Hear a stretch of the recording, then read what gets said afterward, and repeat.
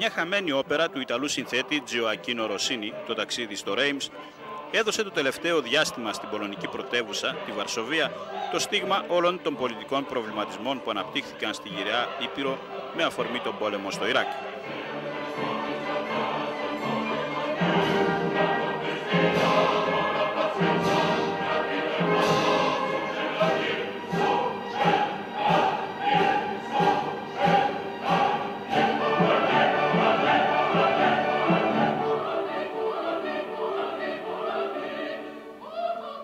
Σύμφωνα με το λιμπρέτο του Λουίτσι Μπαλόκι, του ποιητή και δραματουργού του Ιταλικού θεάτρου, μια ομάδα αριστοκρατών που έχασαν τον προσανατολισμό τους συγκεντρώνεται σε ένα φημισμένο ξενοδοχείο μιας Λουτρόπολης την παραμονή της στέψης του Καρόλου του Δεκάτου, του μελλοντικού βασιλιά της Γαλλίας. Η στέψη θα γίνει στο Ρέιμς και όχι στο Παρίσι, κατά πάσα πιθανότητα για να αποφευχθεί μια λαϊκή εξέγερση.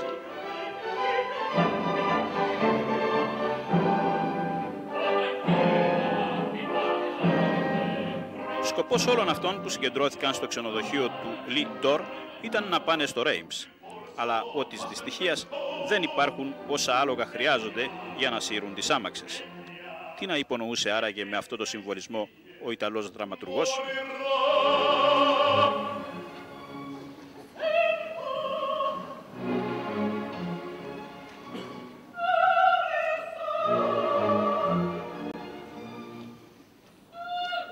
Η όπερα ηρωνεύεται τις εθνικότητες των παρισταμένων και εξυψώνει την ομοψυχία τους, κάτι που εξυπηρετεί πάρα πολύ αυτές τις μέρες την πολυταλαιπωρημένη Ευρώπη. Μιλάω όμως και για την παλιά και νέα Ευρώπη, με κομβικό σημείο τη Γαλλική Επανάσταση. Ελπίζουμε ο Μπαλόκι να μην προφήτευσε την έλευση του Ράμσφελτ και η Ευρώπη να βρει την πολυπόθητη ενότητά της.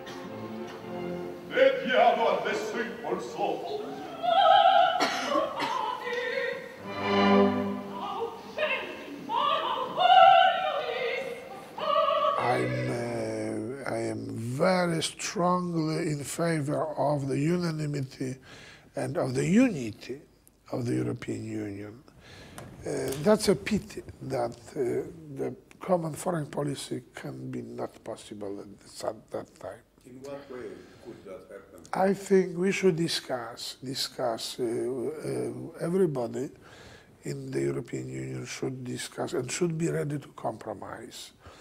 Because European Union, after Lisbon agenda, would like to be in the future the superpower in the world, one of the superpowers in the world. It is not possible without some elements, minimum, some elements of the common foreign affairs policy and common defense policy. In Poland today, many people ask what kind of union we are joining, what will be the direction of change in the European Union. And certainly the most important for us in Poland is that union is efficient, effective, that it delivers what we expect from it. So all those reforms which bring us closer to more efficiency and more effectiveness in Europe and union is important for us. I also think that for us the community method, which is associated so strongly with European institutions, is important because we know that the new union, the enlarged union, will be strongly diversified, and to manage this diversity we will need a strong commission that would guarantee that European interest is achieved and that would be able to control all member states in the enlarged single market, whether they obey the rules, especially the competition rules. So this is also important for us, that those institutions which keep us together, which control or see that the European interests which we all have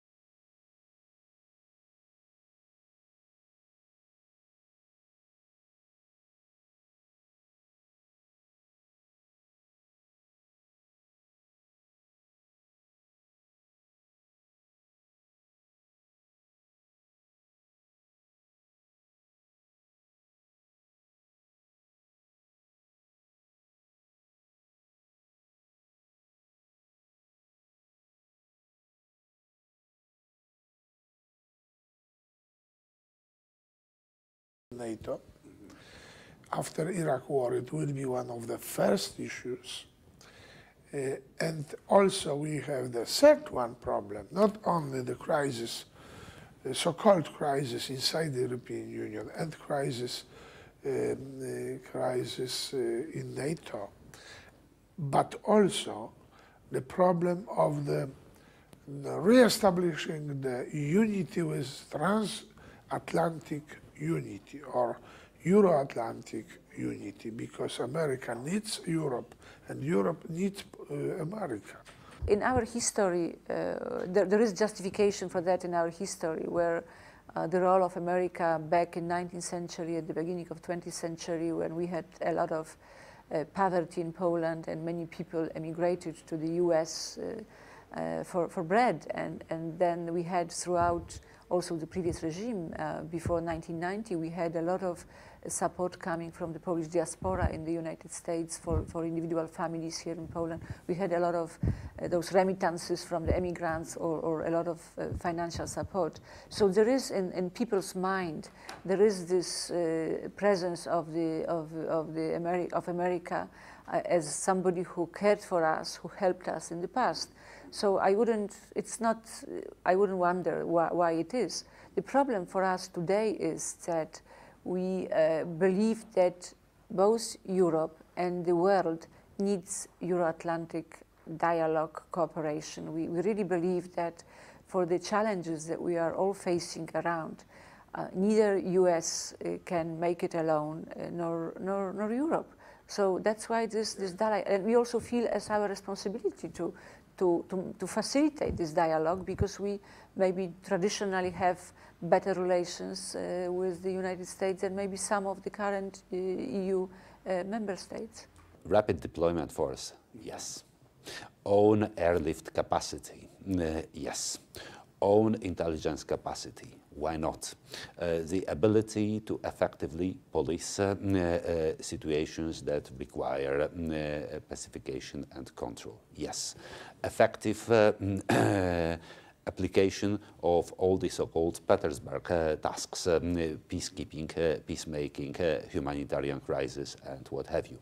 But all of these not as a counterweight to NATO, not as a counter-proposal to the military capability and security obligations, defense obligations under the Atlantic Pact.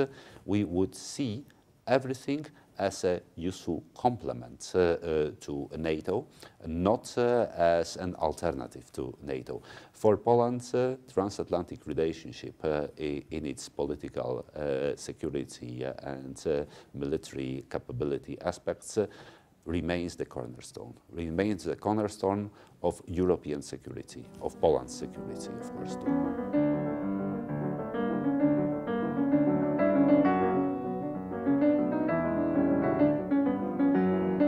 Οι καθολικοί στην Πολωνία αποτελούν το 95% των κατοίκων. 1,5% είναι χριστιανοί Ορθόδοξοι και 1% Προτεστάντες. Το συντηρητικότερο τμήμα των Ρωμαιοκαθολικών, που παρακολουθεί και τις εκπομπές του ραδιοσταθμού Ράδιο Μαρία, είναι πεπισμένο ότι οι Βρυξέλλες θα αντικαταστήσουν τη Μόσχα και ότι η Πολωνία είναι στα πρόθυρα απεμπόλησης της εθνικής της ανεξαρτησίας. Φοβούνται κυρίως ότι η ένταξη θα επιφέρει ηθική έκπτωση, αμβλώσεις, ευθανασία κλπ., καθώς και αλωτρίωση των θρησκευτικών αξιών και πεποιθήσεων. The majority view in this country is that whatever we do, we should not lose our national identity. We should remain one of the nation states in an enlarged Europe.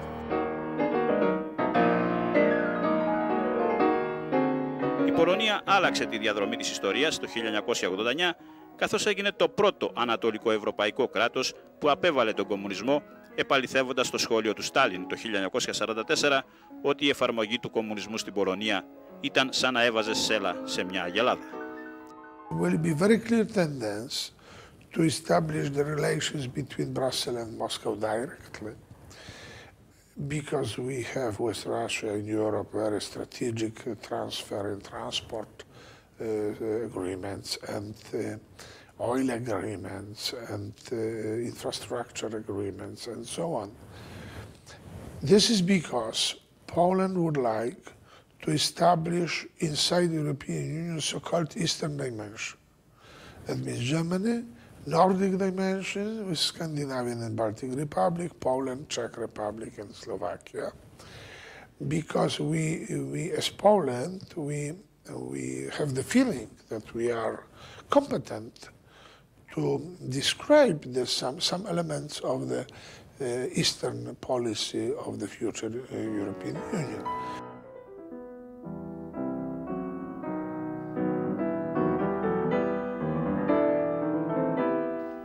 Την 1η Σεπτεμβρίου 1939 η ναζιστική Γερμανία επιτέθηκε κατά της Πολωνίας, σηματοδοτώντας έτσι την έναρξη του Δευτέρου Παγκοσμίου Πολέμου. Στα στρατόπεδα συγκεντρώσεως που δημιουργήθηκαν στο έδαφος της Πολωνίας, μεταξύ των οποίων και στο Auschwitz, ολοκληρώθηκε το ολοκαύτωμα του πολωνικού λαού. Λίγο πριν το Δεύτερο Πόλεμο, Γαλλία και Βρετανία διαγωνίζονταν ποια από τις δυο θα προσφέρει βοήθεια στην Πολωνία, αλλά όταν ήλθε το πλήρωμα του χρόνου, περιορίστηκαν μόνο σε διπλωματική συμπαράσταση. After Yalta, Europe was split in the two parts, and without our will, we were established in the Soviet group, and it was exclusion from the possibilities of development. In the same time, the West Europe had good possibilities to develop, to be developed countries, because the Marshall Plan and European common market, there were good factors for development. And first dream was to be again in the family of the European countries, because we were always European countries.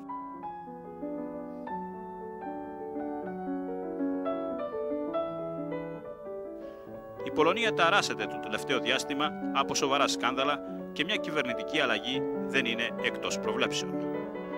Παρά το γεγονός ότι κυβερνούν σήμερα στελέχη του παλιού κομμουνιστικού καθεστώτος, στη σημερινή Πολωνία είναι χαρακτηριστικός ο πολιτικός και κοινωνικός κομφορμισμός της νεολαίας. Η απουσία οικολογικών οργανώσεων είναι πλήρης, ενώ απουσιάζει οποιαδήποτε αμφισβήτηση της καθεστικίας τάξης, τη στιγμή μάλιστα που το ποσοστό των ανέργων στις ηλικίες μεταξύ 18 έως 25 ετών υπερβαίνει το 50%.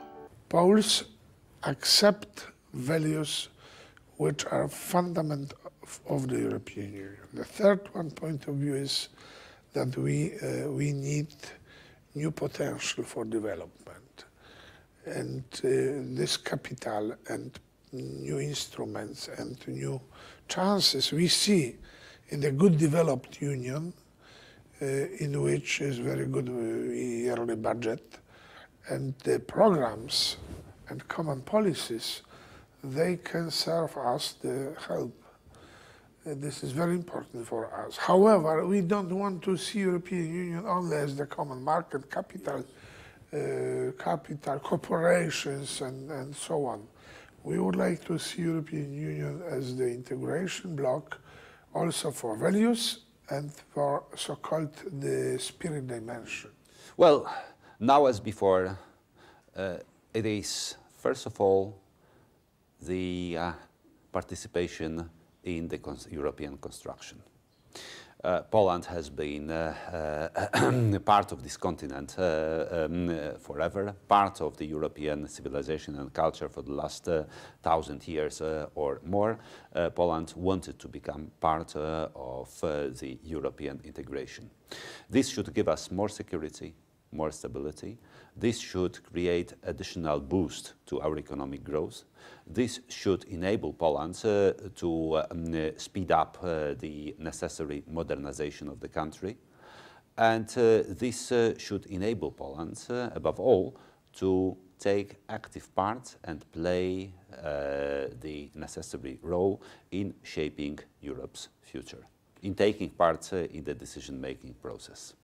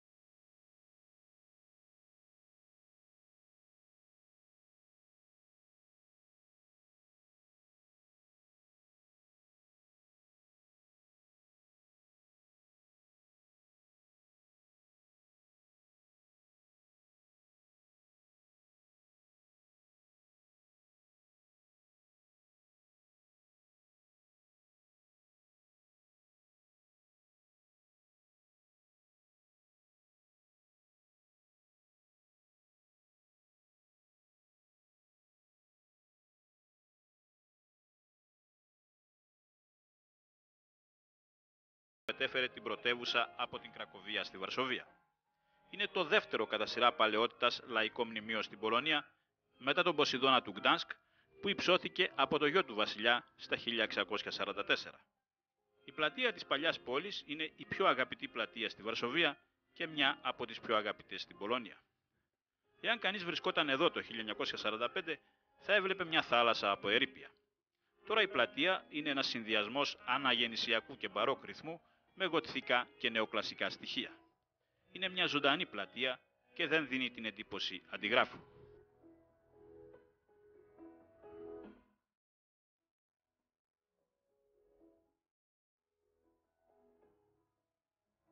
Κεντρική παρουσία στη Βαρσοβία έχει το Παλάτι του Πολιτισμού. Ο Στάλιν φαίνεται ζήλεψε το φημισμένο ουρανοξύστη της Νέας Υόρκης. Έτσι αμέσως μετά το Δεύτερο Παγκόσμιο Πόλεμο διέταξε να κατασκευαστούν στη Μόσχα 8 ουρανοξύστες όμοιοι με του Empire State Building. Άλλαξε τα σχέδιά του την τελευταία στιγμή και αποφάσισε ο 8ος ουρανοξύστης να κατασκευαστεί στη Βαρσοβία, πιθανώς για να δείχνει τη σοβιετική παρουσία στον ποταμό Βιστούλα. Ανάλογα κτίρια οι Σοβιετικοί κατασκεύασαν και σε άλλες συμμαχικές τους χώρες. Το κτίριο προκαλούσε ανάμεικτα συναισθήματα από τη στιγμή της κατασκευής του. Προβλήθηκε από την επίσημη προπαγάνδα και μισήθηκε από τους περισσότερους κατοίκους. Το παλάτι φαινόταν από οποιοδήποτε μέρος της πόλης και έξω από αυτήν. Historically, we had troubles with both neighbors, with Germany and with Russia. They were very often occupants of the Polish territory, and historically this is a very important factor. And this is because that in Poland there was never so-called anti-Americanism. Because in the United States we have 11 million